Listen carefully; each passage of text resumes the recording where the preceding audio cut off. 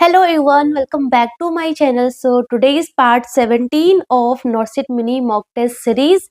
So start करते हैं with the question. So उससे पहले मैं आपको एक लाइन बोल दूं, that is कहानी तुम्हारी है कमाल लिखना. ओके, सो कहानी तुम्हारी है कमाल लिखना. So please be focused, be discipline and please proper strategy बनाओ, उसको प्रॉपर फॉलो करो. एंड अब ये मत सोचो कि कल कर लेंगे, कल हो जाएगा.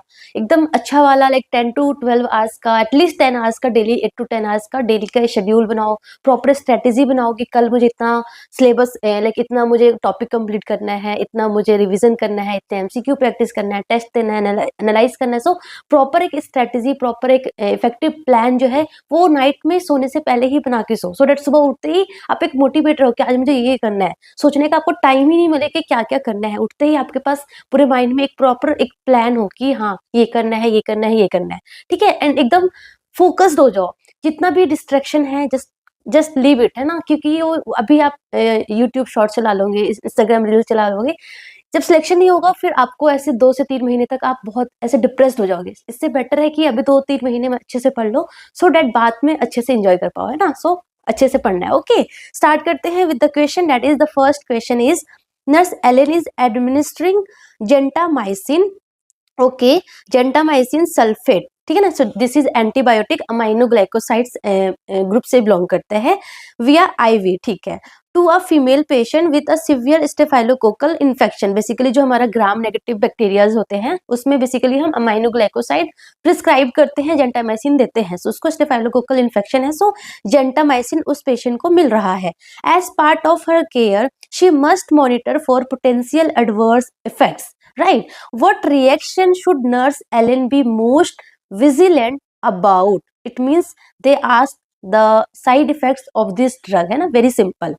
So aminoglycoside, very important. Aminoglycoside, that is gentamicin, amikacin. इस ये जो ग्रुप का जो ड्रग है इसका जो मोस्ट कॉमन जो साइड इफेक्ट देखने को मिलता है दैट इज ऑटोटॉक्सिसिटी है. फर्स्ट ऑटोटॉक्सिसिटी है, you have to know that. And second is the nephrotoxicity, है ना.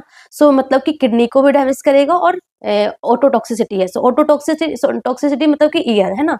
सो ईयर का काम क्या है? ईयर का काम हियरिंग में भी है, बैलेंस में भी है. मैंने कुछ दिन पहले आपको अपनी एमआरपी की सीरीज में बताया था. तो ईयर का काम हियरिंग में भी है, बैलेंस में भी है. तो ऑटोटॉक्सिसिटी है तो लाइक टिनाइटस होगा, हियरिंग लॉस हो सकता है, ठीक है ना, वर्टिगो होगा, क्या बोलते हैं, नोजिया, डिजीनेस, बैलेंस में प्रॉब्लम होगा. तो ये सारा प्रॉब्लम देखने को मिल सकता है. प्लस नेफ्रोटॉक्सिसिटी है मतलब कि किडनी को भी डैमेज करेगा. तो क्रिएटिनिन जो है वो इंक्रीज हो जाएगा, ब्लड यूरिया नाइट्रोजन इंक्रीज हो जाएगा. So these all are side effects seen in the gentamicin, the patient who are taking gentamicin therapy. Right, so उन्होंने बोला है कि किसमें आपको विजिलेंट होना है. Aplastic anaemia, cardiac arrhythmias, ototoxicity और seizure. So very rightly answer क्या है? That is the ototoxicity. Aplastic anaemia that is the haematologic side effects basically gentamicin में, अमाइनोग्लाइकोसाइड्स में देखने को नहीं मिलता है. जो एप्लास्टिक अनीमिया है या फिर हिमेटोलॉजिक जो साइड इफेक्ट्स है बेसिकली लाइक क्लोरमफेनिकोल ड्रग हो गया, है ना, कीमोथेरेपी हो गया, उसमें बेसिकली ज्यादा देखने को मिलता है. कार्डियक अरिथमियाज भी इसमें जेंटामाइसिन में नहीं मिलता है. कार्डियक अरिथमियाज बेसिकली लाइक हो गया, है ना. सो उन सब में मिलता है. And seizure is also not seen in gentamicin. So answer क्या होगा? C is the correct answer. Ototoxicity and nephrotoxicity you have to remember for gentamicin, amikacin, for aminoglycosides group of drug. Right, coming to the second question. Yes, उससे पहले मैं आपको बता दूं कि जब भी मैं जो क्वेश्चंस करवाती हूँ सो आप ट्राई करो वीडियो को पॉज करके पहले फर्स्ट आंसर देने का.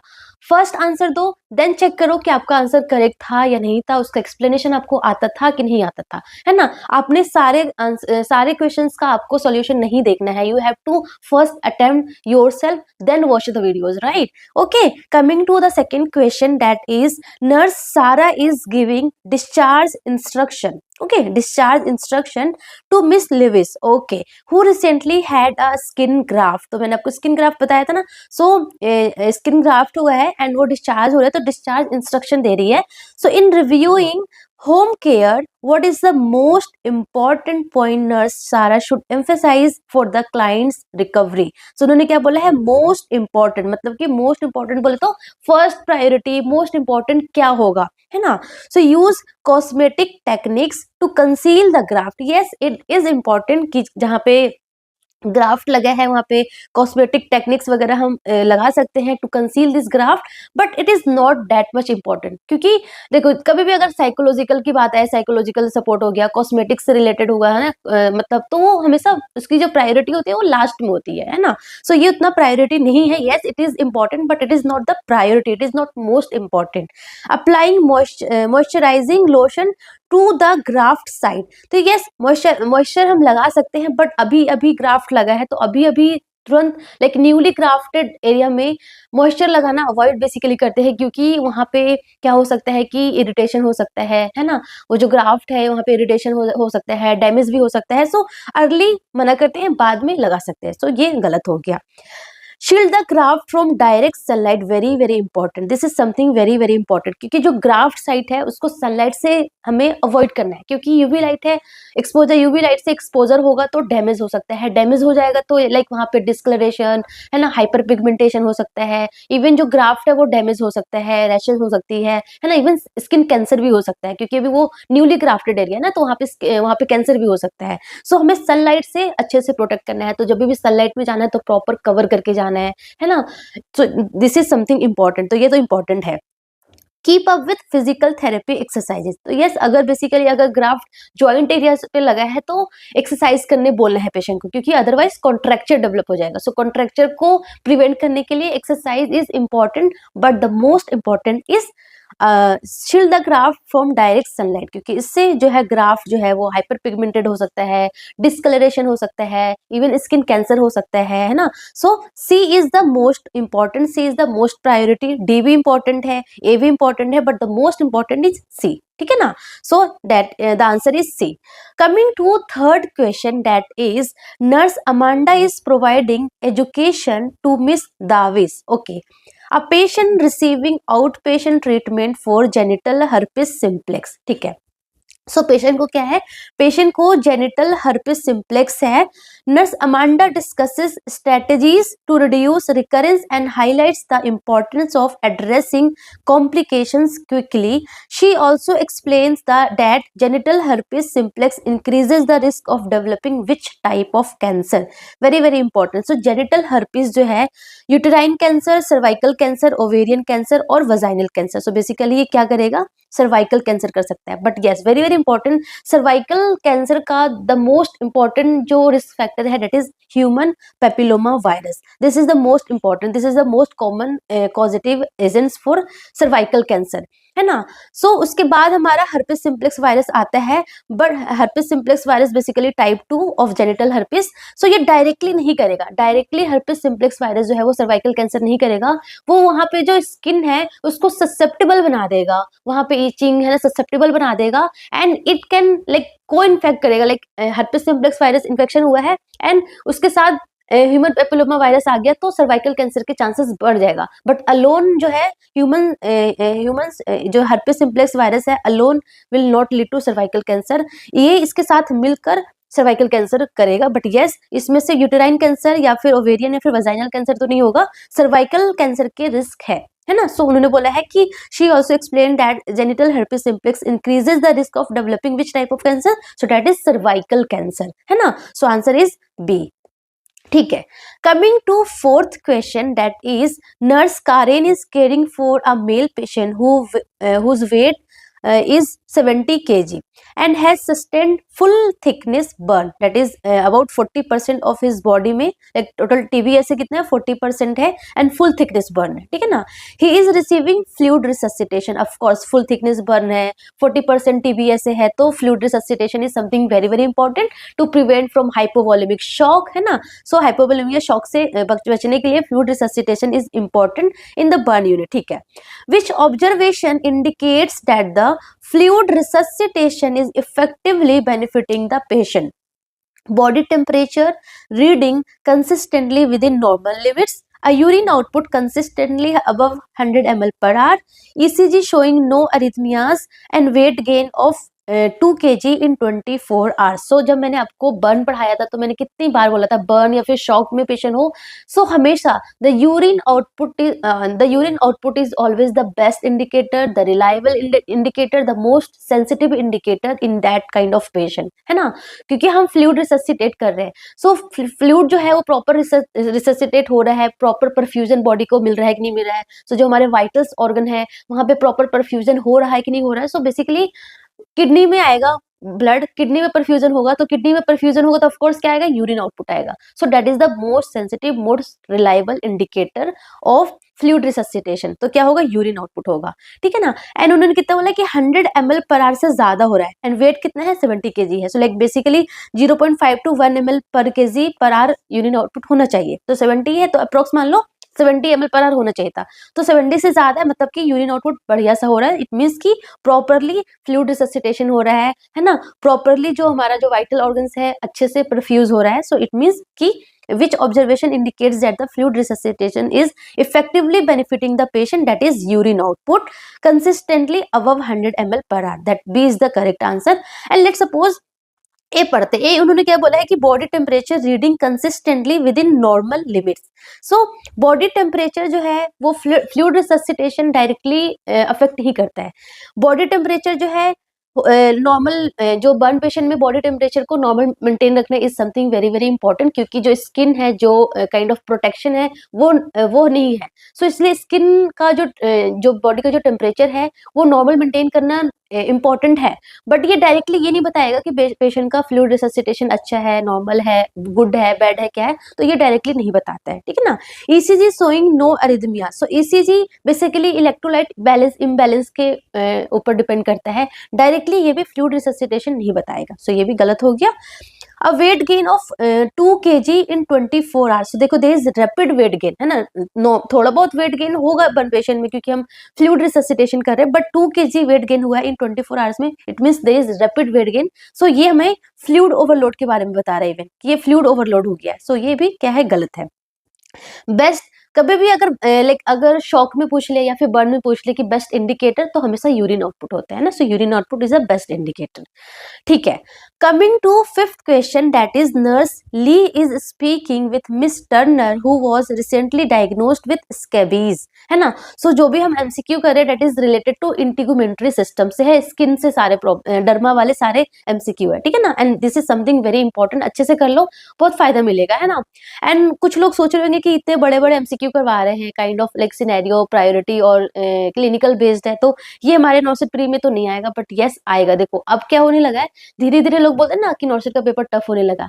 टफ इन द सेंस की चीजें जो जो आपका नॉर्सिट मेंस में पूछते थे अब वो नॉर्सिट प्री में भी पूछने लगे हैं। नॉर्सिट प्री में भी सिनेरियो प्रायोरिटी बेस्ड आने लगे हैं, कम टाइम मिलता है, लॉन्ग क्वेश्चंस आते हैं। सो that is kind of tough हो गया है, टाइम कम होने लगा है। सो आपको प्रैक्टिस स्टार्ट अभी से ही करना है। एंड लेट्स सपोज मान लो अगर ये इस टाइप के एमसीक्यू ना भी आए, तो आपका टारगेट क्या है कि आपको अच्छी रैंक चाहिए, राइट। सो अच्छी रैंक चाहिए, सो मतलब कि नॉर्सिट मेंस आपको बेसिकली, नॉर्सिट प्री में तो आपका सिलेक्शन होगा एंड नॉर्सिट मेंस के लिए आप अपियर हो जाओगे।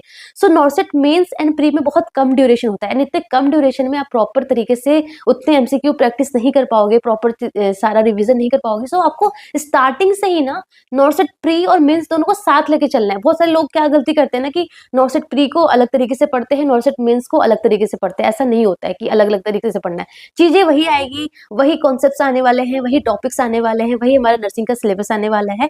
तो ओनली थिंग इज डिफरेंट कि नॉर्सिट प्री में कुछ 20 एमसीक्यू नॉन नर्सिंग पार्ट से होते हैं एंड नॉर्सिट मेंस में प्योरली नर्सिंग का पार्ट होता है। तो आपको ऐसे अलग अलग चीजें नहीं रखना है, कॉम्प्लिकेटेड नहीं बनाना है, ब्रेन को हर चीजों को एकदम सिंपल चीजें दिखाना है कि एकदम सिंपल है तो सिंपल डायरेक्शन में लेके चलो, सिंपल स्ट्रेटेजी रखो, सिंपल प्लान बनाओ, है ना। ऐसे कॉम्प्लिकेटेड नहीं करना है कि उसके लिए अलग पढ़ना है, उसके लिए अलग बुक लेना है। एक ही बुक से सारी तैयारी हो सकती है ना। सो स्टार्ट करते हैं with the fifth question, that is nurse Lee is speaking with Miss Turner who was recently diagnosed with scabies after being discharged from a skilled nursing facility, ठीक है।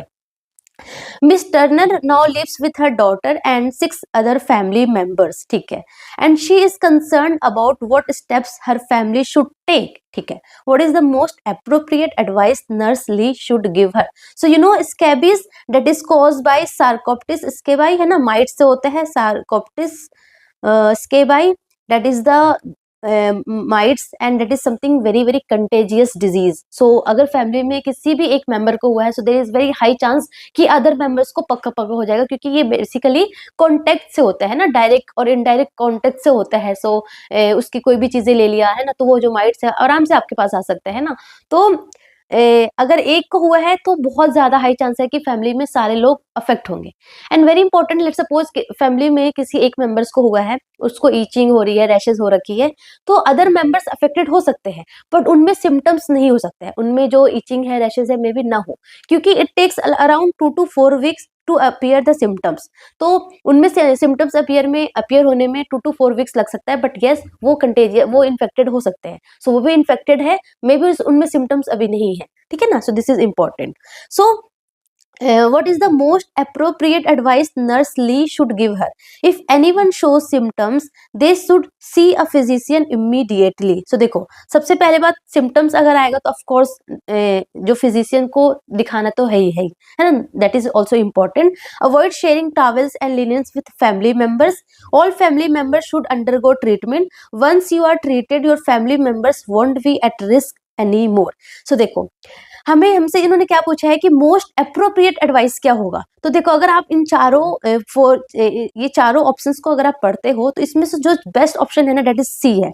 क्यों नहीं है? क्योंकि उन्होंने बोला कि if anyone shows symptoms, they should see a physician immediately. अभी मैंने क्या बताया कि लेट सपोज फैमिली में 6 मेंबर है, एक को हुआ है, उनमें सिम्टम्स है, बट अदर अफेक्टेड हो सकते हैं उनमें सिम्टम्स अपीयर ना हो, उनमें रैसेज और इचिंग ना हो, बट येस उनमें वो माइट्स हो सकते हैं. सिम्टम्स को अपीयर होने में 2 to 4 weeks लगेगा. सो आपको तब तक वेट नहीं करना है.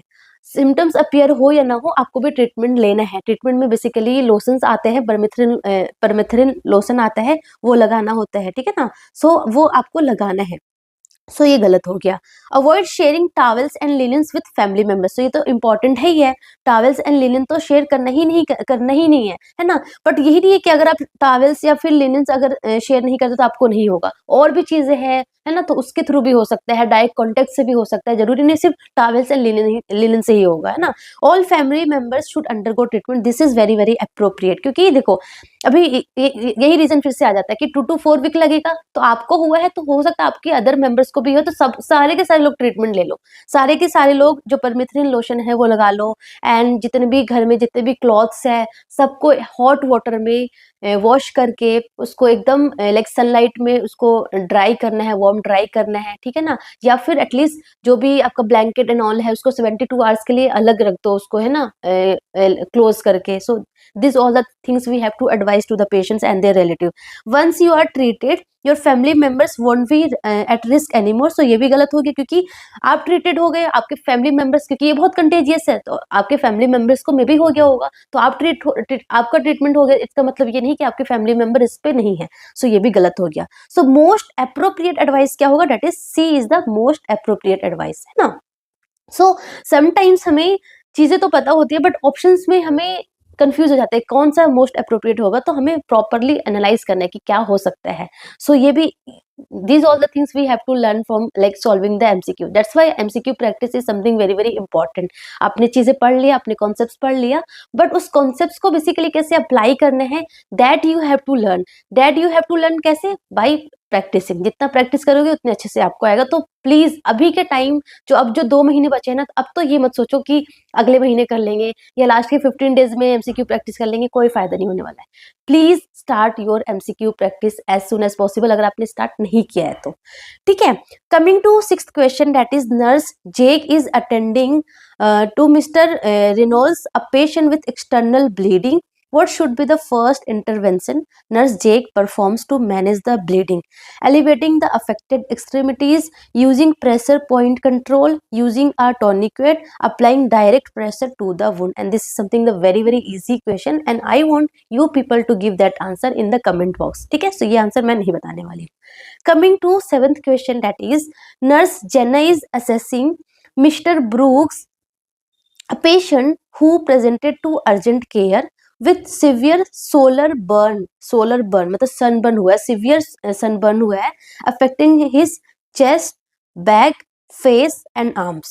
What should be nurse Jenner's primary focus when caring for him? So उन्होंने क्या बोला है कि बेसिकली सिवियर सनबर्न हुआ है टू चेस्ट में, बैक में, फेस में और आर्म्स में, ठीक है। तो what should be nurse Jane's primary focus when caring for him? So primary focus क्या होगा? सो देखो, सनबर्न मतलब कि फर्स्ट डिग्री बर्न बेसिकली होता है, severe sunburn basically first degree burn होता है, and first degree burn is something very painful होता है, नर्व इन्वॉल्वमेंट भी हो जाता है ना, सो पेनफुल तो होता ही है, it is something very very painful. तो प्राइमरी फोकस क्या होगा? Managing his pain effectively, yes, क्योंकि पेनफुल होता है तो पेन तो मैनेज करना ही करना है। इंश्योरिंग प्रॉपर फ्लूइड रिससिटेशन, तो देखो बेसिकली ये फर्स्ट डिग्री बर्न है, यहाँ पे कैपिलरी परमेबिलिटी इंक्रीज इतनी ज्यादा नहीं होती, इतना ज्यादा फ्लूइड शिफ्टिंग नहीं होती है, इतना ज्यादा फ्लूइड शिफ्टिंग नहीं होती है, तो proper like yes hydration maintain करना है, but proper fluid resuscitation basically अगर मोर देन 15 to 20% टीबीएस से इन्वॉल्व हो, एंड लाइक अगर सेकेंड और थर्ड डिग्री बर्न हो, तो उसमें बेसिकली हमें फ्लूइड रिससिटेशन प्रॉपर करना होता है ना। सो ये थोड़ा उतना लाइक प्राइमरी फोकस नहीं है।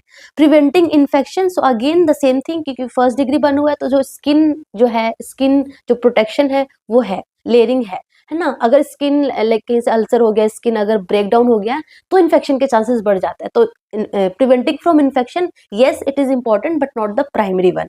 Addressing concern about the body image, तो ये सारी चीजें तो हमेशा लास्ट में आती है, कॉस्मेटिक हो गया, साइकोलॉजिकल सपोर्ट्स हो गया, तो ये तो हमेशा लास्ट में होता है। तो या तो ए हो सकता है, या बी हो सकता है, या सी हो सकता है। तो अकॉर्डिंग टू प्राइमरी फोकस क्या होगा? That is a, managing his pain effectively, क्योंकि प्राइमरी फर्स्ट डिग्री बर्न हुआ है, सिवियर पेन हो रहा होगा, सो हमें सबसे पहले पेन मैनेज करना है, पेशेंट का पेन मैनेज करना है। यस हाइड्रेशन आप प्रॉपर कर सकते हो, है ना, इसमें इतना फ्लूइड रिससिटेशन का इतना ज्यादा रोल नहीं होगा, पेन ज्यादा इंपॉर्टेंट है, then hydration, and yes infection से भी प्रिवेंट करना है अगर स्किन ब्रेकडाउन हुआ है तो, बट पेन इफेक्टिवली मैनेज करना is something very very important, ठीक है।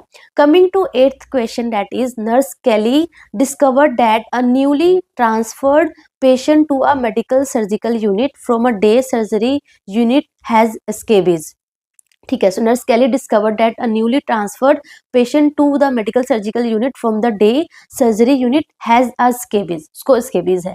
To prevent the spread of infection to other patient, what is the best action for nurse Kelly to take? So again the question from scabies से है। So क्या करना है? To prevent the spread of infection to other patient, what is the best action for nurse Kelly to take? कौन सा best action लेगी? Inform the day surgery unit nurse about a possible scabies outbreak, ठीक है, हो सकता है। Isolate the patient's bed linens until the infection is resolve, wash hand, apply a pediculicide to the scalp and remove visible mites. ये बिल्कुल गलत हो गया, क्योंकि ये बेसिकली स्केबीज है। पेडिकुलाइड बेसिकली हम कब लगाते हैं? लाइस में, जो हेड में लाइस होता है उसके लिए, है ना। सो ये बेसिकली हम स्केबीज में पेशेंट को बोलते हैं परमिथ्रिन लोशन लगाने के लिए, या फिर ओरली आइवरमेक्टिन जो टैबलेट है वो दिया जाता है ना। सो ये तो गलत हो गया, सी गलत हो गया। Implement appropriate enteric precaution, so again ये गलत हो गया, क्यों? क्योंकि स्केबीज पेशेंट में हम इस कॉन्टैक्ट प्रिकॉशंस करते हैं, कॉन्टैक्ट प्रिकॉशन करते हैं, नॉट एंटरिक। एंटरिक बेसिकली जो हमारे फीको ओरल कॉन्टैक्ट के थ्रू जो डिसीज होता है उनमें किया जाता है। सो सी भी गलत, डी भी गलत, आंसर जो है वो ए होगा या फिर बी होगा। तो उन्होंने क्या बोला है कि inform the day surgery unit nurse about a possible scabies outbreak, and B क्या है? Isolate the patient's bed linens until the infection is resolve. So B is the most, इन्होंने क्या बोला है? What is the best action for the nurse Kelly to take? तो best action क्या है? B. सबसे पहले पेशेंट आया है तो उसके जो लिनेन है उस पेशेंट को हम आइसोलेट करेंगे, उस पेशेंट का जो लिनेन वगैरह है उसको आइसोलेट करेंगे, क्योंकि बहुत हाईली कॉन्टेजियस डिजीज है, तो किसी और पेशेंट को भी हो सकता है, तो पहले हमें वहां पे फोकस करना है ना। उसके बाद ऑफकोर्स हमें इन्फॉर्म करना है कि येस पॉसिबल स्केबीज आउटब्रेक हो सकता है। So informing is the second, first हमें उस पेशेंट को आइसोलेट करना है, isolate the patient's bed linen until the infection is resolve, है ना। This is something important. Basically जो पेशेंट्स का जो लिनेन होगा, जो क्लॉथ्स होगा, उसको हम एकदम हॉट वाटर में उसको वॉश करना होता है, उसको वार्म में ड्राई करना होता है, या फिर उसको हमें 72 आवर्स के लिए पैक करके अलग रखने होते हैं ना, सो दैट जो माइट है वो किसी और को ना हो, क्योंकि बहुत हाईली कॉन्टेजियस होता है। तो आंसर क्या होगा? B is the more correct answer, best action. उसके बाद ए होगा, सी और डी तो वैसे भी गलत है, ठीक है। Coming to 9th question, that is nurse Kate is assessing male patient who has psoriasis during his visit to the dermatology clinic. As she examines the areas affected by the condition, which type of secondary skin lesion is the most likely to observe? सो देखो इन्होंने क्या बोला है कि इस patient को psoriasis है, ठीक है ना, सोरियासिस है, तो उन्होंने बोला है कि as she examine the area affected by the condition which type of secondary lesion, very very important, कौन सा lesion, secondary lesion is most likely to observe. So psoriasis में बेसिकली क्या होता है, प्राइमरी लीजन में क्या होता है, सबसे पहले क्या होता है, डेट इज की कन्फाइंड, बहुत कन्फाइंडली क्या होता है, देयर इज इराइथेमेटस, इराइथेमेटस वहाँ पे क्या होता है, काइंड ऑफ इराइथेमेटस वहाँ पे प्लेक पहले फॉर्म होता है ना, इराइथेमेटस प्लेक फॉर्म होता है। देन ये जो प्लेक है ना, ये प्लेक जो है वो किसमें कन्वर्ट हो जाता है, स्केल्स में कन्वर्ट हो जाता है, that is white thick silver scale में कन्वर्ट हो जाता है। क्यों? Because of rapid turnover of epidermal cells, जो एपिडर्मल सेल्स है उसका रैपिड टर्नओवर होता है, वहाँ पे क्रिएटिन का एक्यूमुलेशन हो जाता है। सो बिकॉज ऑफ दैट जो प्लेक है वो स्केल में कन्वर्ट हो जाता है। तो प्राइमरी लीजन क्या है, प्लेक, प्राइमरी लीजन क्या है, प्लेक, सेकेंडरी लीजन क्या है, स्केल, सेकेंडरी लीजन क्या है, स्केल है। सो उन्होंने क्या पूछा था, as she examine the areas affected by the condition, which type of secondary skin lesion is the most likely to observe, that is scale. So answer क्या होगा, C is the correct answer. Primary याद रखना, erythematous plaque होगा, then it will converted into silver white color thick, that is scales में convert हो जाएगा, क्योंकि rapid turnover of the epidermal cells, shedding of the epidermal cells, वहाँ पे keratin का एक्यूमुलेशन हो जाएगा। So because of that scales में कन्वर्ट हो जाएगा, ठीक है। Coming to 10th question, that is nurse Rachel is educating Miss Stevens who has atopic dermatitis and is starting photochemotherapy. Okay, this is important है ना, ये बहुत important MCQ मुझे लगता है, ये अच्छे से करना। About protecting her skin and eyes after receiving the medication, nurse Rachel emphasizes the importance of shielding her eyes from ultraviolet light. Very important. How long should Miss Stevens protect her eyes after the medication? So देखो, ये जो photo chemotherapy है ना, photo chemotherapy is also known as PUVA therapy हमारे एम्स में ये होता है, पूवा थेरेपी। सो पूवा थेरेपी में क्या होता है ना, पूवा थेरेपी बेसिकली कहाँ कहाँ यूज करते हैं, first of all atopic dermatitis, जो कि हमारे MCQ में दे रखा है। सेकेंड, इसको सोरियासिस में भी यूज करते हैं, थर्ड, इसको विटिलिगो में भी यूज करते हैं, सो पूवा थेरेपी में क्या करते हैं, पहले सोरेलिन जो है वो ड्रग देते हैं, एंड इस ड्रग को देने के बाद अल्ट्रावायलेट ए लाइट में एक्सपोज करते हैं। सो that is the photo chemotherapy होता है ना। सो सोरेलिन ड्रग देते हैं, उसके बाद अल्ट्रावायलेट ए लाइट में एक्सपोज करते हैं। सो ये जो सोरेलिन जो ड्रग है ना, that is very light sensitive होता है।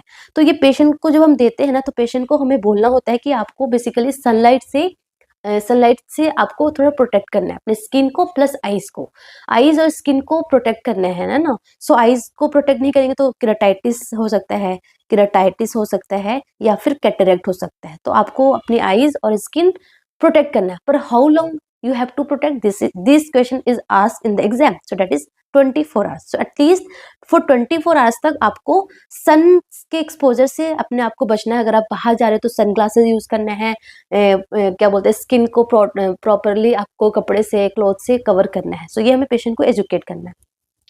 48 आवर्स इज टू लॉन्ग, इतना नहीं करते हैं। 24 आवर्स, 4 आवर्स एंड 8 आवर्स जो है वो बहुत ही कम है। So 24 hours is the best time for protecting from any ultraviolet light से, ठीक है ना। So that answer is B is the correct answer, ठीक है।